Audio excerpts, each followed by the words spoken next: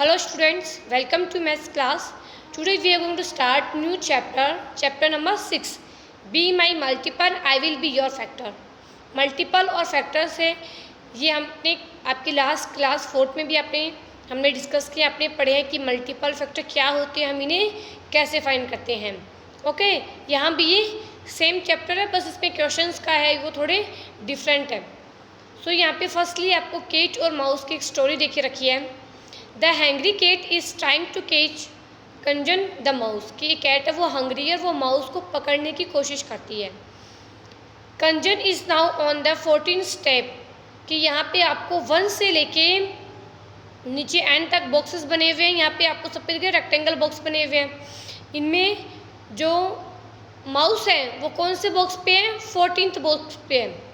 Okay, and it can jump 2 step at a time, और वो एक टाइम में कितने स्टेप का जंप करता है? ओनली 2 स्टेप्स का. यानी पहले अभी वो 14 पे है, तो नेक्स्ट वो कितने पे जाएगा? 2 जंप करो तो 16, फिर 2 जंप करेंगे तो 18, फिर 2 जंप होगा तो 20. ऐसे ही कंटिन्यू चलेगा जहाँ तक इसमें नंबर ऑफ बॉक्सेस आपको देख के रखे हैं.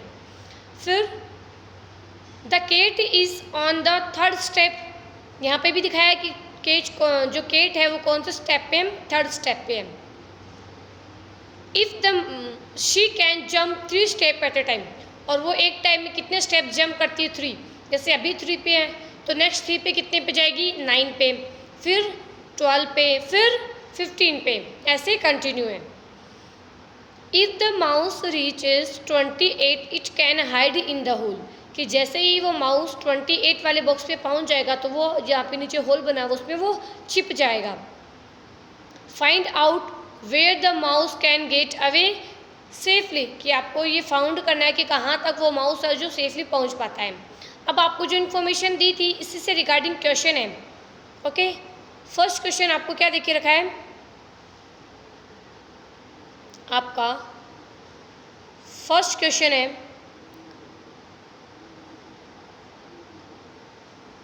The steps on which they mouse jump, कि माउस है वो कौन कौन से स्टेप पे जंप करेगा. तो फर्स्टली माउस कौन से बॉक्स पे था? 14th पे था, और वो कितने स्टेप से जंप करेगा? 2 स्टेप से. तो इसका आंसर क्या लिखेंगे आप? ये आपको अपनी नोटबुक में मेंशन कर, ये जो भी आंसर आपको अपनी नोटबुक में लिखना है. The mouse jumps from 14 step से 2 है तो 16, 18, 20, 24, 20, 22, 24, 26 एंड 28 स्टेप्स. ओके, नेक्स्ट है the step on which the cat jumps, cat कौन कौन से स्टेप्स पे जंप करेगी? तो केट का कहाँ से स्टार्ट हो रहा है? 3 से. So the cat jumps from 3rd step, फिर 3 का गैप, तो 6, 9, 12, 15, 18, 21, 27, 30. ओके, ऐसे केट के जंप हो गए. फिर 3rd है the step on which both the cat and the mouse jump, कौन कौन से स्टेप्स होंगे जहाँ पे केट और माउस जो दोनों साथ में जंप करेंगे. ओके, सो अब आप इनमें कॉमन ढूंढना है आपको. यहाँ पे आपने केट के भी स्टेप्स देख लिए और माउस के भी स्टेप्स देख लिए. अब आपको इन दोनों में से कॉमन देखने की कौन सा नंबर है जो दोनों में आ रहा है, तो वो हो जाएगा कॉमन स्टेप, की इन स्टेप्स पे वो दोनों जंप करेंगे. तो वो नंबर कौन कौन से हैं? The steps on which both the cat and the mouse jump are 18 and 24. तो इन दोनों के कॉमन क्या हो गया? 18 एंड 24. डी है can the mouse get away, so yes the mouse get away. Next आपको क्वेश्चन देखे रखा है find out if the cat start from the 5th step, कि आपको फाइंड करना है. सिमिलर ये भी आंसर है, आपको अपनी नोटबुक में मेंशन करना है. If the cat start from the 5th step, cat कहाँ से स्टार्ट हो रही है? 5th से, 5th step, and jump 5 step at the time, कि वो 5th से स्टार्ट हो रही है और एक टाइम में वो कितने का जंप करती है? 5 का जंप करती है. तो 5, फिर नेक्स्ट कितने पे आएगी? 10, 15, 20, 25. And the mouse start from 8, mouse कहाँ से स्टार्ट करता है? 8 से, एंड 4 स्टेप्स लेता है वो. ओके, तो 8 से स्टार्ट होगा, 8 के बाद 4, 8 के बाद 4 कितना आएगा? 12, फिर ऐसे 4 है. अब आपको इसमें क्या आंसर देना है? Can the mouse get away, solution क्या होगा इसका? If the kid start from 5th steps and jump 5 step at a time, the kid jump from 5 to 10, 15, 20 and 25. Then the mouse start from the 8 से start होगा और वो 4 का उसकी steps होगी तो 12, 16, 20, 24. No, mouse can not get away. Cat will easily catch the mouse on 20 step.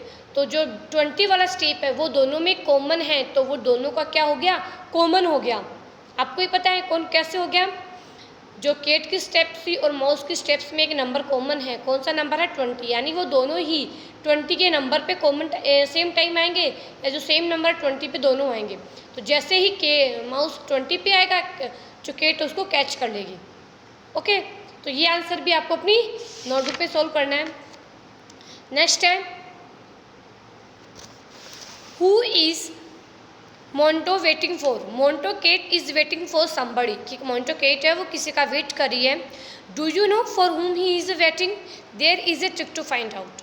क्या आपको पता है वो किसका वेट कर रही है? यहाँ एक ट्रिक है जिससे आपको पता चल जाएगा. यहाँ पे आपको 1 से लेके 60 तक बॉक्सेस, स्क्वायर बॉक्सेस बने हुए हैं. इनमें कुछ बॉक्सेस पे ना इंग्लिश के अल्फ़ाबेट्स भी लिखे हुए हैं. ओके, अब आपको नीचे क्वेश्चन लिखे रखे हैं, ये आपको जो करने हैं. तो इसके लिए आप क्या करेंगे? सिमिलर ही ये क्वेश्चन नंबर 3 लगा के who is Monte waiting for question लिखेंगे.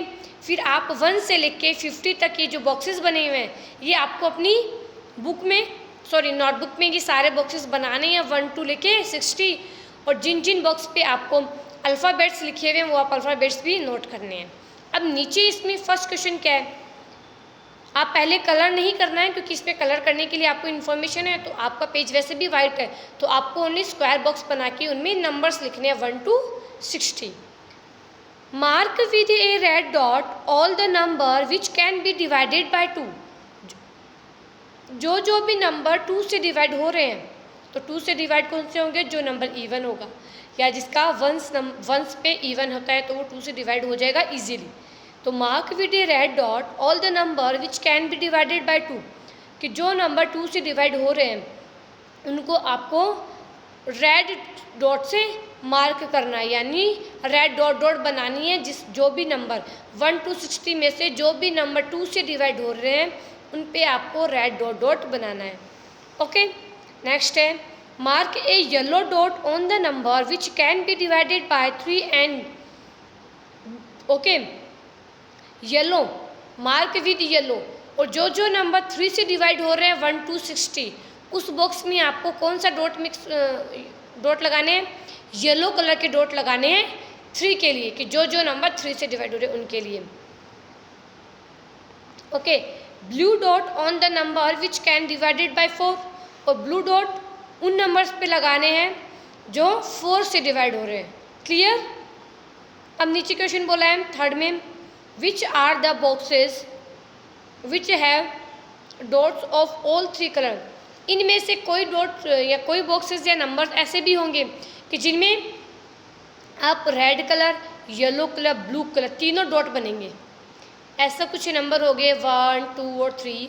सभी नहीं होंगे क्योंकि सारे नंबर ही 2 से 3 से 4 से डिवाइड नहीं होते. कुछ नंबर होते हैं जो कॉमन मल्टीपल्स होते हैं, जो तीनों से डिवाइड हो जाएंगे, तो वो क्या होंगे? Common multiple.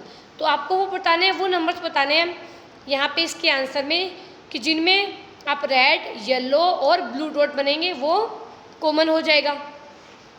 What are the letter on top of the boxes. फिर जो कॉमन आएंगे आपको, लिसन टू केयरफुली, जो आपके कॉमन नंबर आएंगे 1 to 60 में, उनमें उन बॉक्सेस पे कौन कौन से अल्फ़ाबेट्स लिखे हुए हैं वो आपको यहाँ पे लिखने हैं.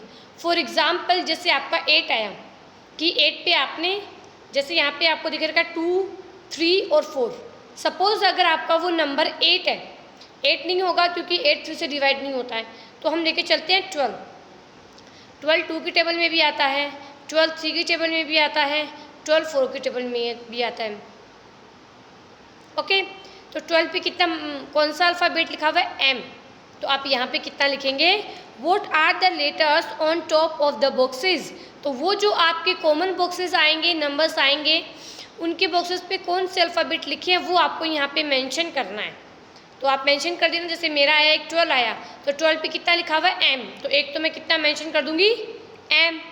नेक्स्ट आप कितना कर देंगे 24 भी है। अब मैंने आपको टो के हिंट दे दिए, तो आप यहाँ कितना मेंशन कर दोगे o। अब आपको ये सीरीज कंटिन्यू करनी है। नीचे है write those letter below in order. अब आपके जो जो भी लेटर्स आएंगे 5 या 6 या 7 उनको आपको ऑर्डर में लिखना है। ऑर्डर में कैसे, अल्फ़ाबेट के अकॉर्डिंग, जैसे ए से लेकर जेड तक अल्फ़ाबेट होते हैं। तो जैसे मेरे यहाँ पे 2 आए थे एम और एन, तो इनमें पहले कौन सा आता है ABCDEFGHIJKLMNO। तो पहले कौन सा है मेरा एम और एन में से एम, तो मैं पहला यहाँ पे कितना लिखूँगी एम, नेक्स्ट में लिखूँगी ओ। ऐसे ही आपको वो अल्फ़ाबेट्स को ऑर्डर में मेंशन करना है। आई होप कि मैंने आपको आज के होमवर्क के लिए जो मैंने आपको एक्सप्लेन किया है वो आपको समझ में आया है, या जो मैंने आपको रीड करवाया है वो आपको क्लियर हो गया है। अगर आपको इस होमवर्क से रिगार्डिंग कोई भी डाउट रहता है तो आप उससे पूछ सकते हैं। That's all for today, thank you.